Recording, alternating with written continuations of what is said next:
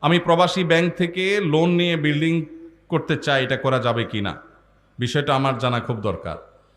আপনি কি প্রবাসী ব্যাংক থেকে নেবেন, না দেশি ব্যাংক থেকে নেবেন, না অন্য কোন নামের ব্যাংক থেকে নেবেন, সেটা বিষয় না। বিষয় হলো সুদভিত্তিক লোন নিলে সেটা হারাম। কোন ব্যাংক থেকে নিচ্ছেন সেটা ম্যাটার না। ব্যাংক থেকে যদি সুদভিত্তিক লোন নেন সেটা কি হারাম। আপনি বাড়ি করার জন্য সুদভিত্তিক লোন নেই, সেটা হারাম হবে। প্রয়োজনে আপনি ভাড়া বাড়িতে থাকবেন, কুড়ের ঘরে থাকবেন, কিন্তু হারামে জড়াবেন না। আল্লাহ আমাদেরকে বুঝদান করুক। বেশিরভাগ গ্রামে শহরে এখন মানুষ কথায় কথায় সুদের কারবার করে। সুদ যে কত ভয়াবহ! আল্লাহ তাআলা সুদের কারবারকারীকে যুদ্ধের ঘোষণা দিয়েছেন, যুদ্ধের ঘোষণা। ফাআযানু বিহারবি মিনাল্লাহি ওয়া রাসূলি, ভয়ঙ্কর ব্যাপার। কিন্তু গোটা পৃথিবীর অর্থনীতি দাঁড়িয়ে আছে সুদের উপরে। অনেক দীর্ঘ আলোচনা দরকার, আমার হাতে সময় নাই।